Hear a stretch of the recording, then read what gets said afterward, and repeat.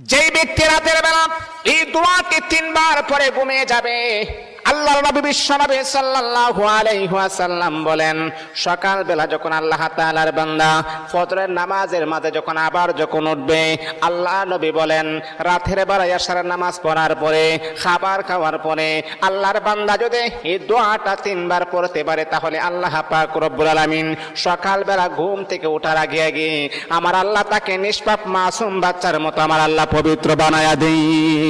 দোয়াটা সবাই আমরা জানি, আমরা সবাই কিন্তু দোয়াটা জানি, কিন্তু আমরা আমল করি না। দোয়াটা হলো আস্তাগফিরুল্লাহাল্লাযী লা ইলাহা ইল্লা হুয়াল হাইয়ুল কাইয়্যুম ওয়া আতুবু ইলাইহি লা হাওলা ওয়ালা কুওয়াতা ইল্লা বিল্লাহিল আলিয়্যিল আযীম। 3 বার যদি আপনি পড়তে পারি, ইনশাআল্লাহ আল্লাহ পাক রব্বুল আলামিন আমার আপনার জীবনের সমস্ত গুনাহগুলোকে আমার আল্লাহ ক্ষমা করে দিবে।